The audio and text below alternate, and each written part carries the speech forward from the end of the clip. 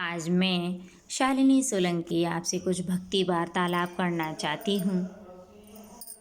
उसमें मैं आपको ये बताने जा रही हूँ कि आपने देखा होगा जब कहीं भागवत हो रही हो या कथा हो रही है तो वहाँ 4 प्रकार के श्रोता होते हैं।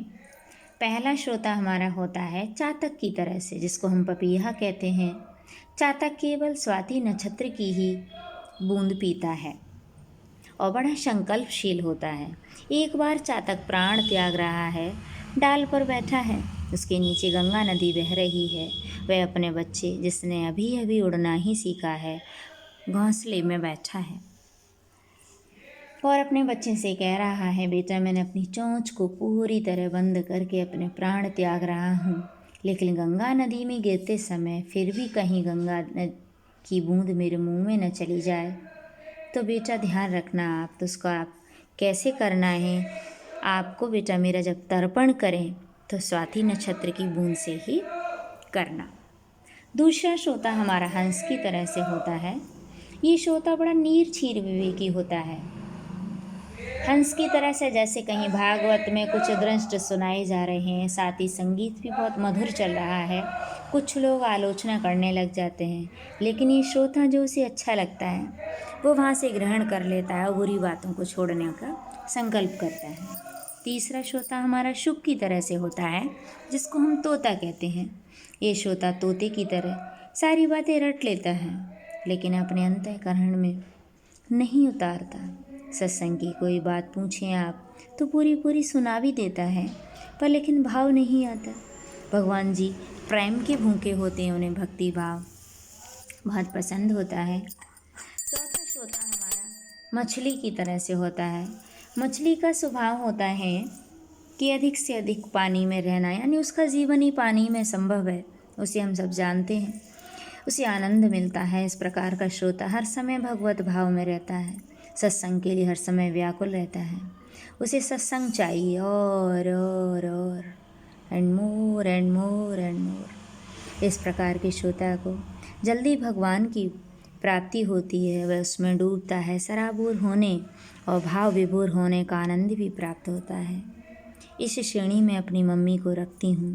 मेरी मम्मी मीन की तरह से ही उनके अंदर भाव था और अंतिम समय में जो कहना चाहिए अंतिम सांस भी ली मेरी माँ ने, वो सत्संग में ही थी और कहना चाहिए कि उनको मोक्ष की प्राप्ति अवश्य हुई होगी। तो मैं भी प्रभु आपसे यही प्रार्थना करती हूँ कि मैं जो वर्तमान में शिक्षक के पद पर कार्यरत हूँ, तो ये भी आपने जो मेरे लिए चुनाव किया है इस पद का, उसमें कोई ना कोई तो रहस्य और आपका कहना चाहिए भाव होगा कि जो आपने मुझे ये जिम्मेदारी दी। मेरा यही संकल्प है कि जब तक इस सर्विस में रहूं, अपने कार्य क्षेत्र में अपने बच्चों के साथ पूरे डेडिकेशन के साथ, पूरी ऑनेस्टी, ईमानदारी, लगन और निष्ठा के साथ उनके साथ काम करती रहूं और अपने कहना चाहिए अपने व्यवसाय, अपना कहना चाहिए जो हमारा कैरियर है उसके साथ में जस्टिस करूं।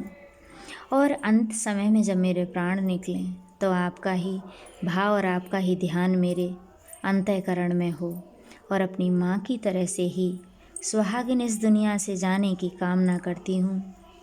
और अपने सभी शिक्षक साथियों, अपने भाई, अपने बहनों, अपनी सखा और अपनी सहेलियों को ये बात मैं अर्पित करती हूँ कि मेरी यही भावना है कि मैं प्राण तजूँ प्रभु तेरे चरणों में। अंत में इसी कामना के साथ श्री कृष्ण गोविंद हरे मुरारी, हे नाथ नारायण वासुदेवा। और पता है एक बात तो रह ही गई बताने को आपको। मेरी माँ सत्संग में जब जाती थी तो बहुत ही कहना चाहिए बहुत पंचुअल थी। मॉर्निंग का भी और इवनिंग का दोनों समय का उन्हें सत्संग ज्वाइन करना होता था। मेरा भाई भी एक शिक्षक है, तो वो कहता मम्मी ना आप एज ए स्टूडेंट की तरह से अभी भी अपनी लाइफ को जीती हो, जैसे सत्संग एक आपकी क्लास की तरह से है, कहीं कहीं छूट ना जाए, उसमें अटेंडेंस लगानी आपको बहुत ज़रूरी है। माँ कहती बेटा अटेंडेंस ही नहीं, वहाँ उन चीज़ों को मुझे जीना होता है, मुझे अपने आप में उतारना होता है। तो मेरी भाभी भी शिक्षिका हैं, तो अब वो कैसे अपने कामों को मैनेज करती थी, कभी मेरे भैया भाभी को शिकायत नहीं होने दी जीवन में। उन्होंने बहुत अच्छे से मैनेज करके उन्हें भी अपनी सर्विस के साथ जस्टिस करने के लिए कहा, और अपने कहना चाहिए भक्ति भाव जितना भी ले सकती थी अपने जीवन में समेट पाई, वो उसको लेकर गई। तो मेरा भाई और कहना चाहिए मैं और मेरा पूरा परिवार इस कहना चाहिए आज के वार्तालाप को आपको समर्पित करती हूँ। श्री कृष्ण गोविंद हरे मुरारी, हे नाथ नारायण वासुदेव।